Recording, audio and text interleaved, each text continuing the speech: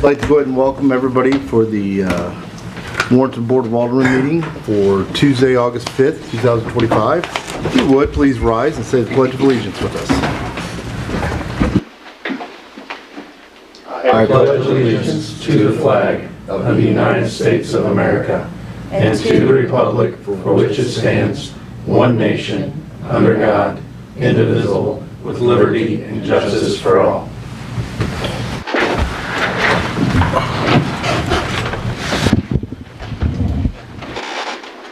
So, first up on the agenda will be the introduction of new employees. The first person that we have for you tonight is David Holt, who is our building inspector. He started with us on June 30th. Welcome. All right, Welcome, David. Next two we have is Timothy Daniels, that started on the 7/7, and Casey Bell. Welcome. Welcome, guys. Welcome, guys. They're in public work. We full staffed? No. How short are we? We were full staff for a week.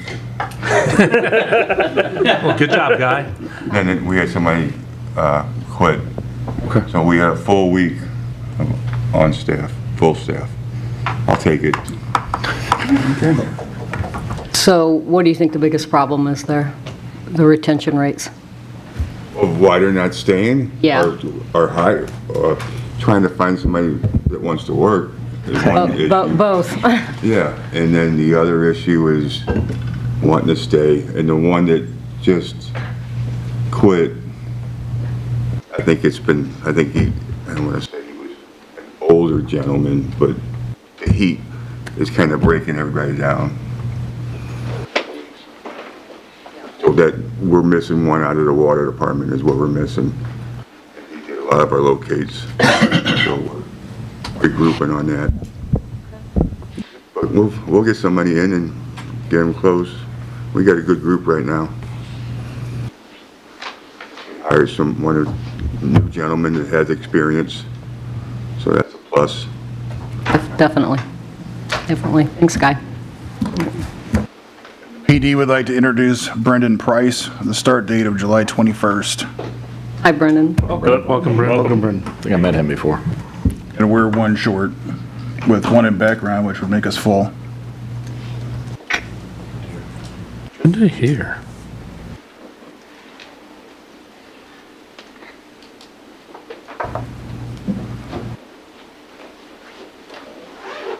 Anybody else? All right, thank you. Next will be the consent agenda item. We have the regular meeting minutes from July 15th, 2025, and the work session minutes from July 29th regarding fireworks. I'll entertain a motion to approve the consent agenda items as submitted. So moved. Second. Motion made by Alderman Schultz, seconded by Alderman Lang. Roll call vote. Alderman Lang? Yes. Alderman Schultz? Yes. Alderman Crum? Yes. Alderman Quarter? Yes. Alderman Waite? Yes. Alderman Romaker? Yes. Passes 6-0. Next will be public comments. Anybody who'd like to speak to us about any issues, please come to the podium. State your name, we'll give you 5 minutes to speak. Sure.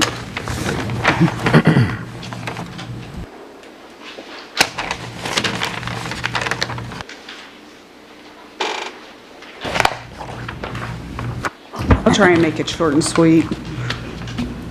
My name's Deborah Asmus. I go by Debbie. I live at 15 Fairlane Circle, Lot B, number B, depending on who I'm dealing with. I moved here a year and a half ago from Wright City, where I lived for 24 years. The day I closed on my house and was doing some work before moving in, I met both of my neighbors on either side of me. Looking to the house on my left is 15, house on the right is 15A. He lives in 15. This is Tony. I needed several things for my new home and placed several orders with Amazon and other things online. All of my orders are being to my neighbor Tony at number 15, Fairlane Acres. It took several phone calls to get them delivered to my address. I then began to think, if Amazon can't find me, what if I have an emergency? I then decided to call non-emergency number 911 to inquire if EMS would be able to find me in an emergency.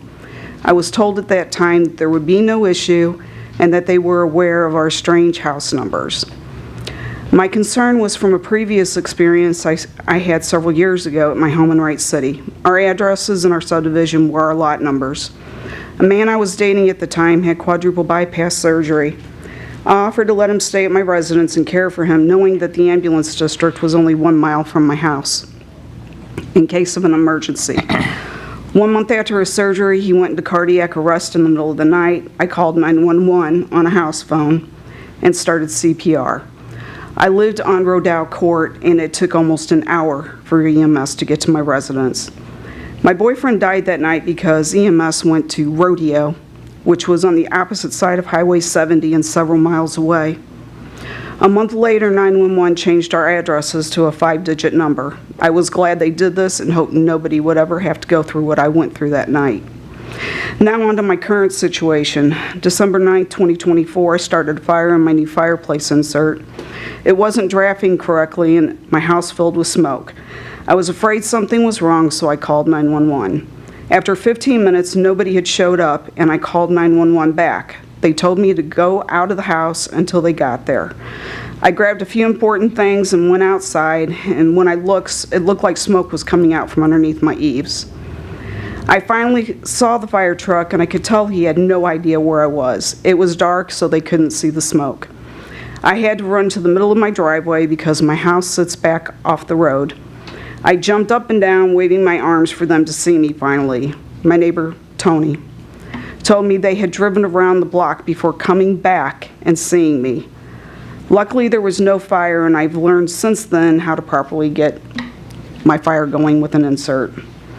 What if this had been an actual fire? I went to City Hall and made several phone calls how to get the addresses changed to a proper 5-digit number without the alphabet involved because of safety concerns. I got nothing but the runaround and no return calls. I finally was able to speak to Guy Jevers personally at the City Hall in the middle of June. He said he would look into it and call me later. I never heard from him, so I called him back Monday, July 21st. He said there was a private meeting with the heads of the different departments and the Alderman on July 30th, and that he would bring it up then. That morning, that exact next morning, I had a medical emergency. At around 3 a.m., I called 911, gave them my info, and they informed me to unlock my door and turn on my porch light, which I did. Around 15 minutes later, dispatch called me back to inform me that they can't get into my house. I informed them that nobody was at my house or my door, that they must be at the wrong house, which I found out later from my neighbor Tony, that they were at his house. When he told them I was next door, he watched them drive down and sit in front of my driveway for a couple of minutes before they actually drove down my driveway. I do not blame the EMS drivers, but when I asked them about it, they said that I should have told them that there were 3 houses with address 15. If you're in the middle of a medical emergency, you don't think to tell them something like that. They had no idea what B stood for. I also get a delivery from medicine from a specialty pharmacy for my grandson that has to be under refrigeration. The driver could not find me, and I had to talk her down the road and wait outside. After this episode with EMS the next day, I called Christine Waite, my representative for my ward. She answered immediately and listened to all of my concerns, which was brought me here this evening. Along with the safety issues, I have issues with utility repairs, deliveries, food deliveries. If I give number B, they think I live in an apartment. If I give lot B, they think I live in a vacant lot or a property that's just being built. And they still end up delivering to my neighbor Tony. I do not feel safe in my subdivision, and it has numerous elderly people living there. Please make a change to our addresses for the safety of all the residents who live on Fairlane Circle. Thank you.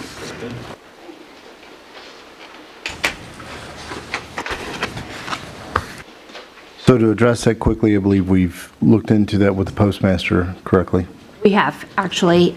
We've looked into it. There's multiple complaints. We've talked to, Guy actually talked to 911. I talked to the post office. Both agree that there is this problem, and they both agree that the city could change that. So The post office has confirmed with me that they will forward all mail for a year, so that gives everybody time to get those things changed. And we actually have that on the agenda tonight to ask for your permission to move forward. When we talked to 911, it's not just Fairlane Circle, and as she said, there's a lot of them that have 16A, 16B, it's a mess. But there's other areas within the city, so tonight I'm actually asking for your permission that we look into all of them, but we will start off with Fairlane Circle right off the bat. So it will be addressed, at least the initiative taken tonight to start in the right direction to get it done. Anyone else?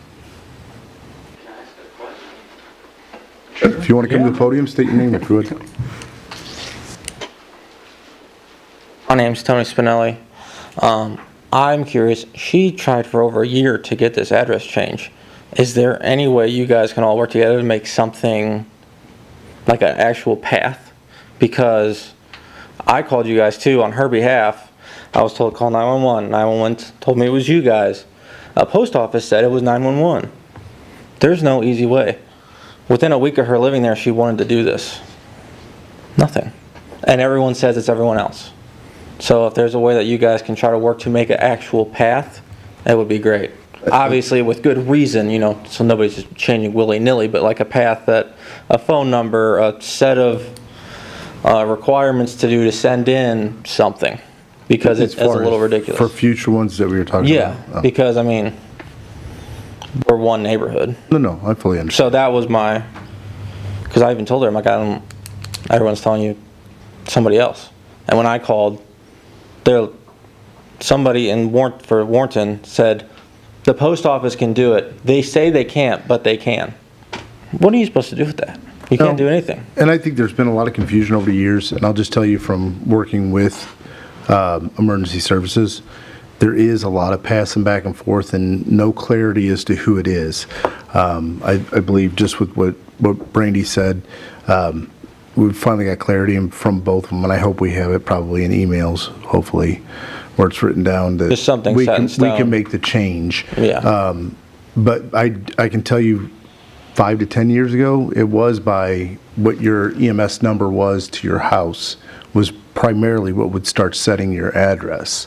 But there again, it's gone through changes, and I think some of that got convoluted, and I think some people were used to it being 911 or it being the post office that sets it. If they're going to say it's a city, we'll take the initiative, run forward with it, and that'll be the final one. Great. Thank you guys.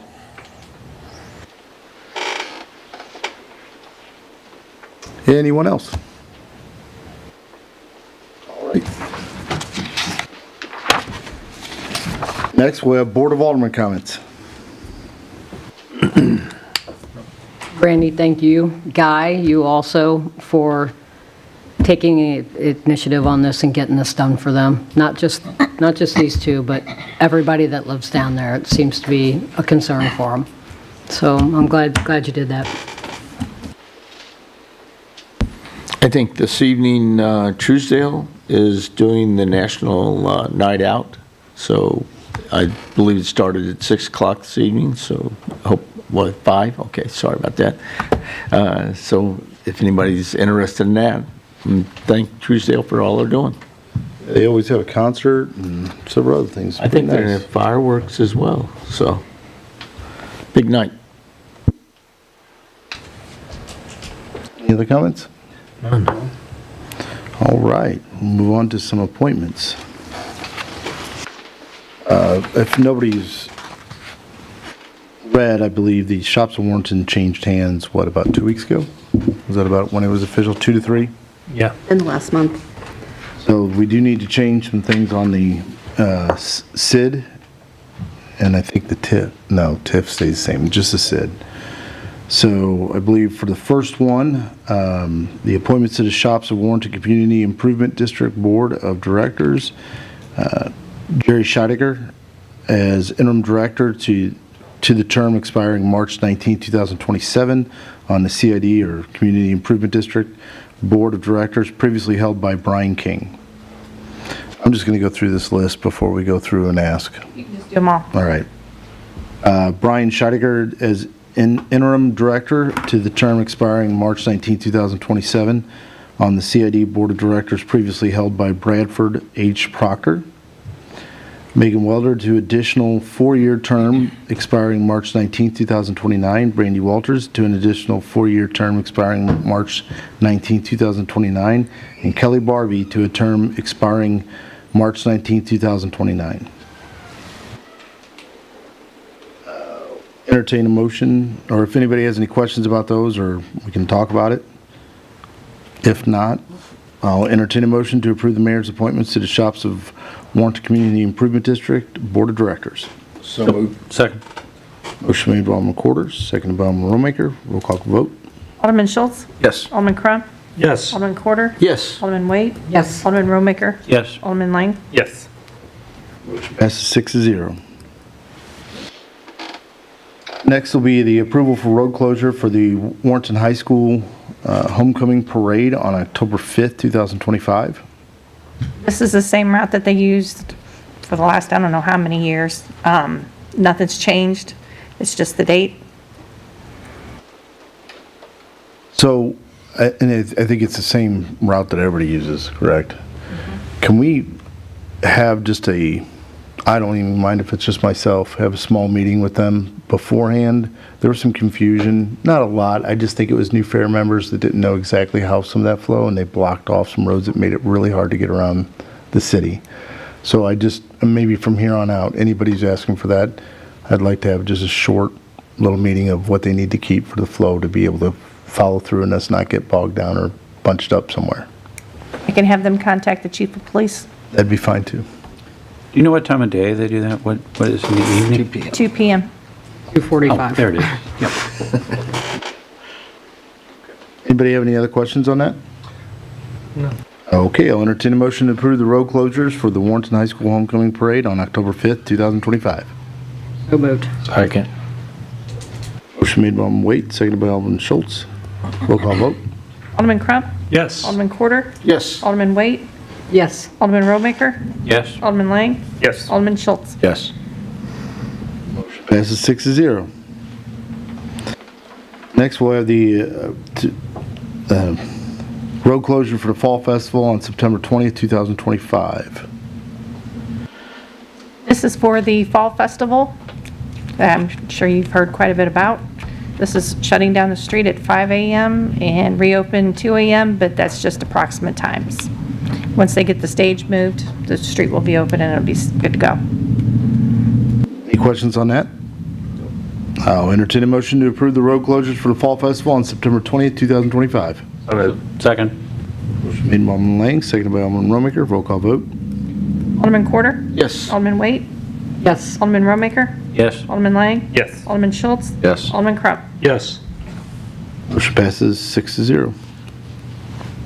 Next will be to approve the liquor by the drink liquor license for MK Ranch located at 1,000 Shops at Warrenton Center Suite 2. Questions on this? I think this is pretty cut and dry. All right, I'll entertain a motion to approve the liquor by the drink liquor license for MK Ranch. So moved. Second. Motion made by Alderman Quarter. I'm going to go ahead and go with Alderman Lang for a second. Roll call vote. Alderman Wade? Yes. Alderman Romaker? Yes. Alderman Lang? Yes. Alderman Schultz? Yes. Alderman Crum? Yes. Alderman Quarter? Yes. Motion passes 6-0. Next, we'll hear from City Administrator Brandy Walters. Evening. The first thing I have for you is the addresses that we just spoke about. I just need your approval to move forward with that. Obviously, do we have any questions on that? Just as that, so we've got talked with 911, fire department, post office, they're going to let us make a decision on We've that? already talked to both of them, to 911, Emergency Services, and the post office both. I think the And fire they say that department it is feeds off falling on the 911. city's shoulders. So everybody's On board.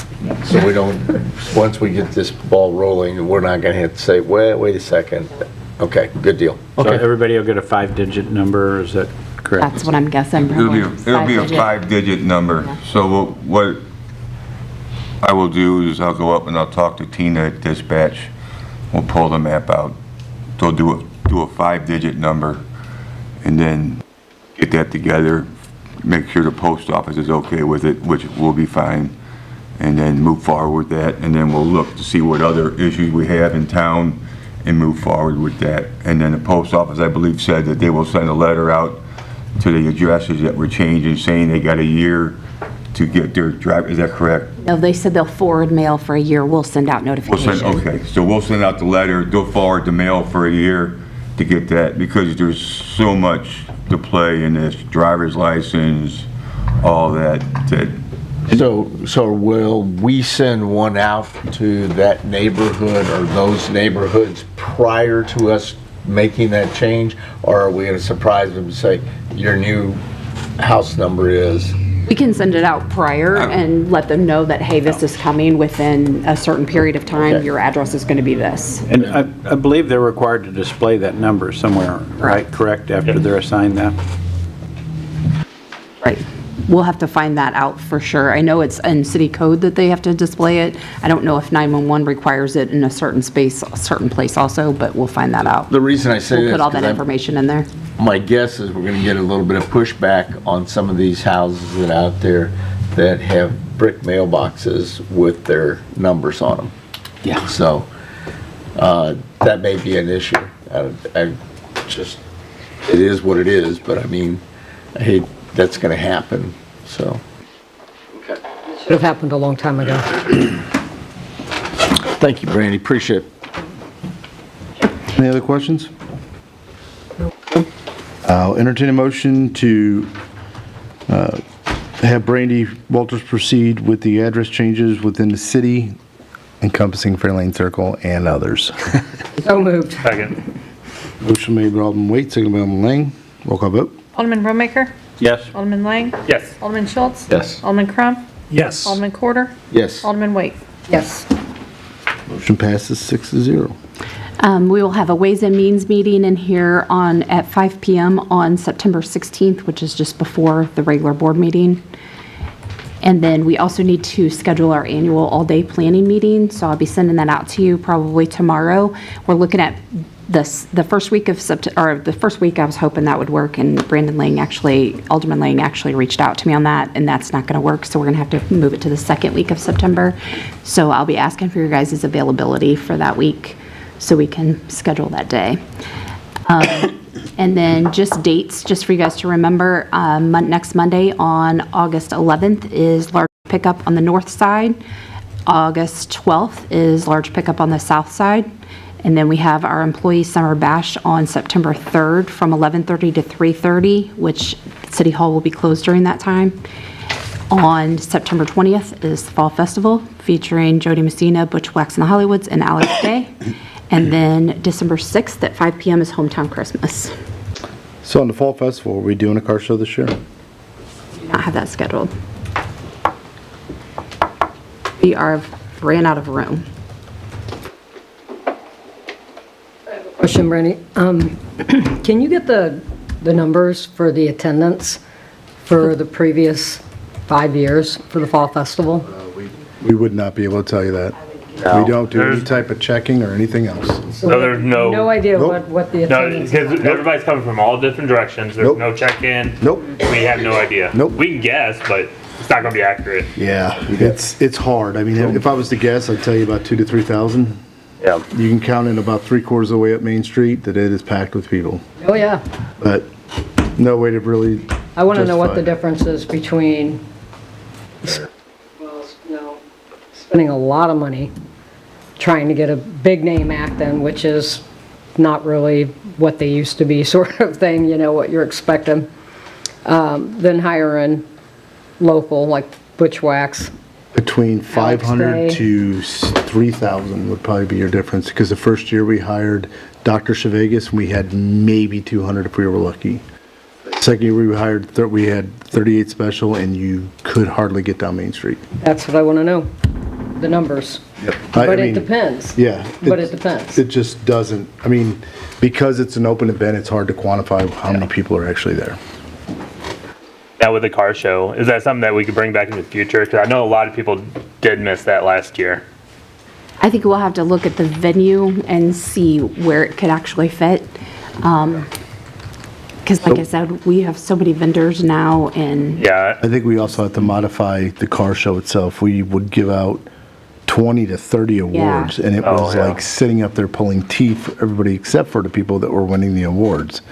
So it's one of those things that I would almost like to narrow it down to maybe a 5 to 7 car picks for whatever the category is, and 20 to then 30 just be is a done. lot. I just, Well, it was. It I just was- know last year that was one of the biggest complaints of no car show. They did the car show, and we didn't know. We ran with people that have done this before, but when you go to I didn't know this either because I usually leave by the time they're done with the car show. They do have a category for every year, for every type. I mean, it was, what, 5 pages usually of awards in each categories. And I would sit up there, and we would have Bushwhack stop, and I would sit there and read each That's one. too much. Yes. and finding judges has been a Yeah, nightmare. and because nobody wants to do that all day. Right. Yeah. So that's why, I mean, just make it a very general, open car show with maybe 10 categories, 7 categories, 5 categories that are read quickly and awarded, and it's over. Now, people may not like it, but those people that don't like it because they like those don't come to this car show. I mean, I don't mean to be rude when I say that. It's just, there's just not a lot of people out there for all that. Yeah. They like the idea of seeing the cars, checking it out, going through memory lane on what this car reminded me of. They don't care when we're reading those awards. Only the people that are winning. Were they set up down at Binkley's down here? No, they were set up Behind the church. Church. Creighton's. right by And- Bushwhack's, which And on Main Street. Okay, because it took up that's a lot of space too, and for them to be there all day Yeah. as well. So maybe Now, entertain do we use the moving same that. car show company as Misfits for Jesus at the shops, or do we use this different one? I'm sorry, say it again. Do we use the same car show as like the ones that Misfits for Jesus puts on? It was our own, and I think it was started by Dean Wurgis Yeah. from Specialty Auto Body. Gotcha. I would see what they use. They usually have quite a big turnout, and I don't know how it runs though. Yeah, it's something to look into, if we can note that. Yeah. There again, I agree. It is a popular thing, especially with Bushwhacks. I'm not trying to date anything, but they play in the era where a lot of those cars that they come and show are from. Yeah. And I think that's what's popular about that end, and people getting to go look at it. I mean, I don't think it's ignorant to be able to say that. I think it's the truth. I enjoy it. I really like Bushwhacks. What's that? Told you anything. I said I really like Bushwhacks. I do too. It was- I do too. I remember when they used to play down at the machinist all a lot. So, Maybe I'm dating myself now. I don't know. Little bit. they, most of us. But, and I don't know, maybe I'm making a bigger deal out of it than I need to, but it's kind of nice to have Alex Dave's hometown graduate come back and be able to play for his hometown. Well, So, I think we should venture to say, cost-wise, maybe getting more local acts, more Alex Days, a little more diversity in there. Instead To of, clarify something, I just Sure. I want to make it known that this fall festival is not paid by the city sales tax. It is paid for by tourism, so it's paid for from people coming and staying in our hotels. That's the tax that's paid, not the general sales tax. So just so that those funds can only be spent on certain things, so I just want to make sure that's clear. yeah, That it's not sales tax paid for during one this. of our work sessions or during our budget, we need to kind of go over those rules again, because Yeah. I know it's been several years since we've gone over that, and I think a refresher course on exactly, because it is very, when this was set up, it is very detailed on what you can and cannot spend that on. It's not a very open budget to be able to do. So I think a little education on that whenever we do the workshop or the year planning would be a really good thing for us. and maybe we should have a workshop with the tourism committee as well, so then some of us can have a little better understanding of that and talk to them and about how we feel about this stuff too. See what their comments are. We should phone that in if we can get them together. They usually meet during the day, don't they? It's like early morning. It'd be a little tough, but I mean, we could try and swing it and see if at least 3/4 of them, if not all of them, can meet in the evening one night.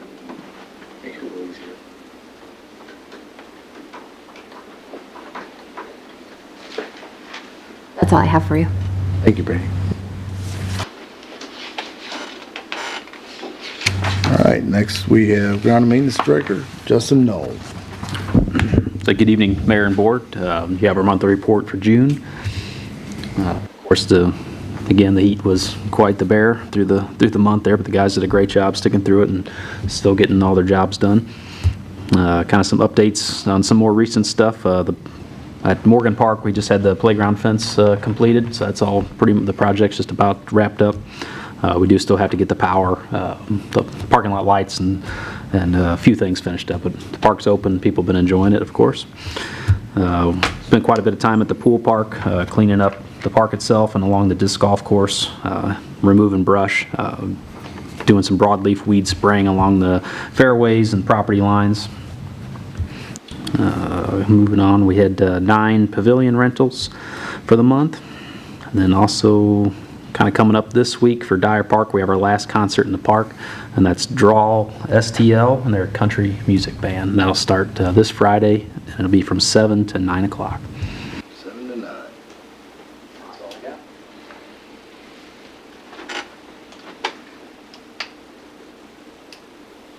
Thank you. Any questions for Justin? No. Thank you. Your guys they went through a lot out in heat, and it was really, really hard on them, so thank them for me. Rough working out there. Next, we hear from Public Works Director, Guy Jeevers. Good evening, Mayor and Board. First thing, I got my monthly report. Crews are out there off of Dogwood Drive. They've done some culvert replacement and curb and gutters. They've been out there quite a while, working hard, repairing all that. I had an 8-inch water main repair leak by well 8, 6-inch water main on Chantilly Court. Had 6 shut-off repairs and 4 sewer calls, all on private. The sewers are on private issues. The sewer line, we're still waiting on the bore. That's moving forward. The crews are out now, seeding and strong. All the testing's been completed for pressure testing. And down at the school, where the roads all tore up, curb and gutters in, they got that rocked, and they plan on paving Friday or Monday, weather permitting, and nothing breaks. So that should be done before school starts, get that opened up. That's been a mess down there, but we've had some issues through there, and we're just working through them. You're talking about right by the high school, right? I'm sorry, I didn't hear you. Where are you talking by? School? Which school? The Home office area. Yeah, right there by the Alderman Church. I just saw that the only reason I was saying is because I saw the high school had their main entrance shut off, and it looked like there was some work being done there too. That's them doing blacktop. Just repaving. Yeah, I think the school did that. I seen they had that roped off. So I meant that by the, Oh, I've seen that. I just, Yeah. there again, apologize for not clearing that out. Any questions on my monthly report? Guy, on Dogwood, are they replacing the entire asphalt, the entire road? Or are they just? We're gonna patch that. You're just gonna patch that? Yes, sir. Okay. The next item I have is a change order number 2 for KCI Construction for the amount of $93,816. But this is for additional rock that needed to be excavated for the clarifier. any questions on that? Entertain a motion to approve the KCI change order number 2 in the amount of $93,816 for the Warrenton wastewater treatment plant improvements. So moved. Second. Motion made by Alderman Waite, seconded by Alderman Lang. Roll call vote. Alderman Lang? Yes. Alderman Schultz? Yes. Alderman Crump? Yes. Alderman Quarter? Yes. Alderman Waite? Yes. Alderman Romaker? Yes. Motion passes 6-0. That's all I have. Thank you. Thank you. Guy, same to you as Justin. You know, thank the guys for working out in that heat. It's really unbearable, and they're out there all day in it. Hopefully, we are providing lots of stops, maybe some shade, if you get some canopies up there, and supplying them with water and Gatorade to make sure they stay hydrated. Okay.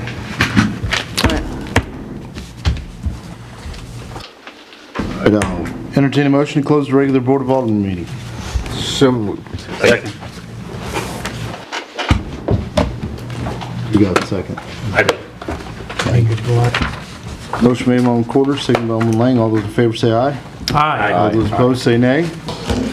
We are so adjourned. Thank you.